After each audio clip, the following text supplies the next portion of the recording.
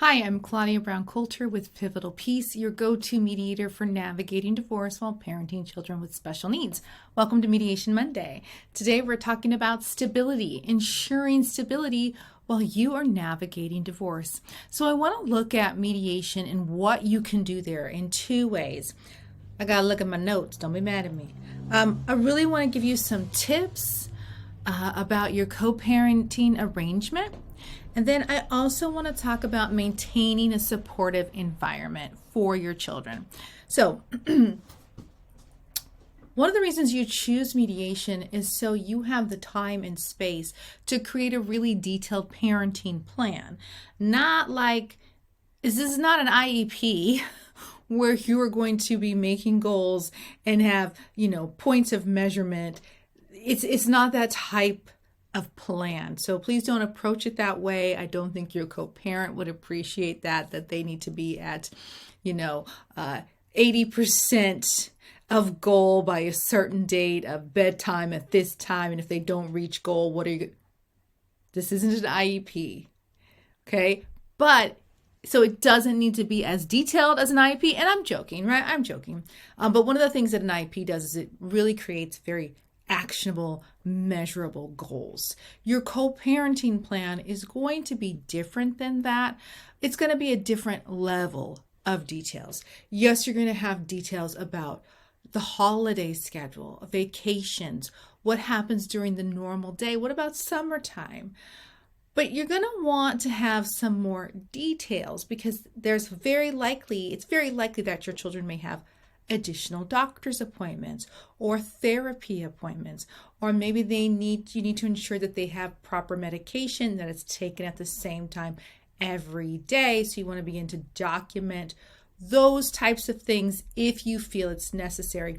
Some of those things are really dependent upon the parent or the parents, because one parent may be really great at that and another parent might need time to work up to remember to do those things. So you may also want to think about a parenting plan where you base this plan off of your strengths. What are your strengths? What are your co-parent strengths? Don't worry about them weaknesses. What are your strengths? You do the things that you are great at. They do the things that they are great at. And those should even out and account for one another. Yes, your co-parent has strengths, and yes, they do things well. They do. So you might gotta get a magnifying glass and look for it, but I promise you it is there. And the more you focus on their good parts, just like with the magnifying glass, it will get bigger and bigger and bigger. Okay, so I'm going to get off my soapbox now. So when you have this plan, you want to make sure that you're thinking about consistency and routine. So what type of routines, what type of consistency do your own children need? All of them, not just the ones that maybe have been identified as special needs or having special needs, but all of your children. What things do they need to create consistency and routine? What things do you guys do as a family that your children love? Also, what things do you do as a family that your children are like, can we stop? These are things to consider. You want to put some sort of framework in your parenting plan about communication. How are you going to communicate? Is it going to be text? Is it going to be phone? Is it going to be email? Is it going to be some sort of co-parenting app? What are you going to do around this? And I would say play around with it. Maybe you start out in the early days with a co-parenting app, but maybe things calm down and you don't need it so much, or maybe not. Maybe you find that this is such a useful tool, you're going to continue to use it. Maybe you only use the phone in an emergency. You're only calling someone when it's like, we've had to go to the hospital, or I'm stuck in really bad traffic. I have to have you pick them up. Those types of things. So be flexible, be willing to try something and then change it a little bit if you need to. The other thing about co-parenting is attend events. I had a parent say to me the other day, well, I just want to make sure that I can go to their soccer game even though it's not my day. The soccer game is not in your co-parent's backyard. A soccer game is not a private party. Your child is part of this team. Go. It's happening at a park. You paid dues and fees, or somebody did. This is your child. Go, attend those events.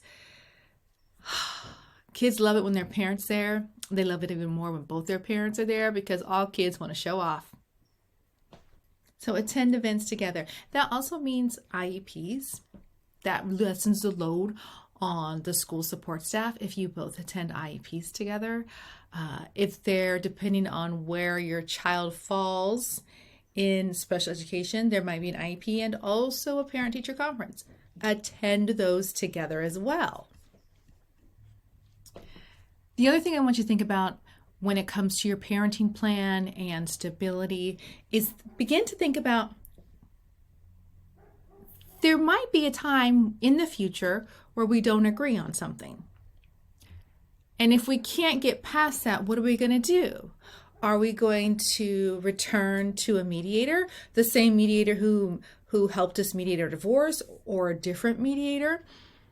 Are we going to have a tiebreaker if it's around medical issues? Is one parent going to be the tiebreaker? And if it's around educational issues, is the other parent going to be the tiebreaker after a certain period of time? So begin to think about in the future, if there's conflict, what will we do?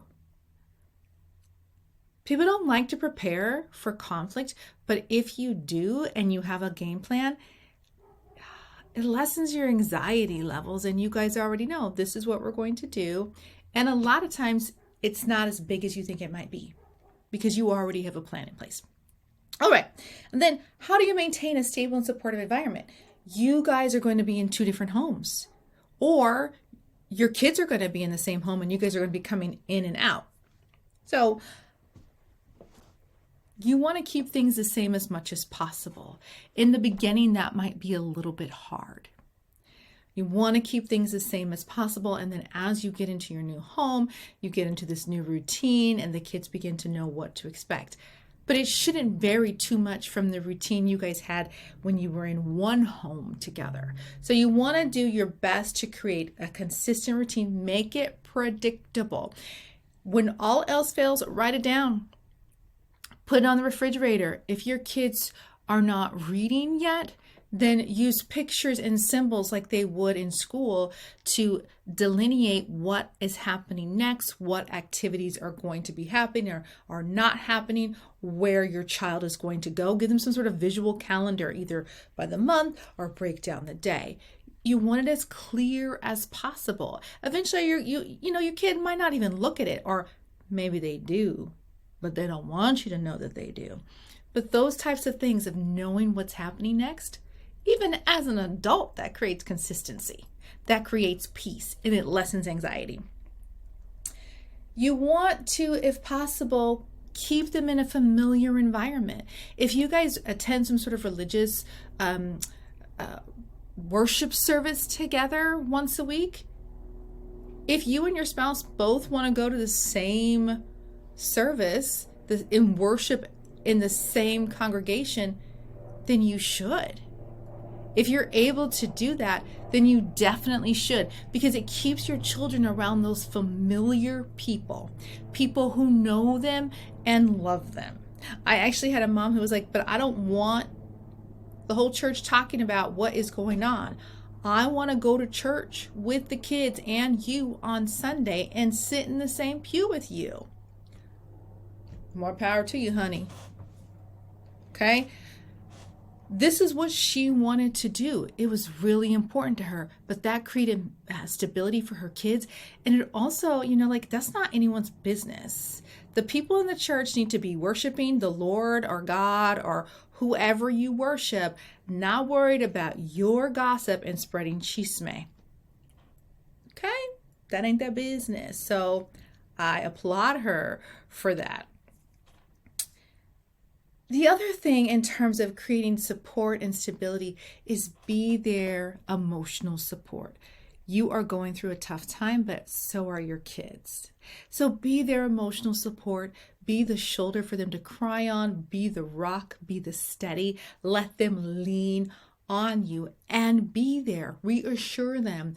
Just because we are dissolving this marriage, we are not dissolving our parentage to you. We are not dissolving our love for you. We are not dissolving our support for you. It's going to look a little bit different, but oh baby, it's going to be there. So you want to reassure them. And when words fail, actions are what matters. Time is what matters. My mom used to always say, kids spell love Time. They want your time. So be there. As much as you can be there for them, be there. And over time, they will know, I am safe, I am loved, I am protected. Please know that you can get through this. It might seem as you're at the start line of your divorce, like, oh my gosh, how am I going to master this? This is why I am here, to help you navigate this, to help guide you through this process, to help you craft a plan that creates peace and consistency for your children. Please remember that you are not alone. If you would love to chat further, I would love to talk to you. Go ahead and comment below. Reach out to me through my Calendly link, which I'll put below. Schedule a time to talk with me. I would love to know how I could support you. Have a great day. Remember, you can do this.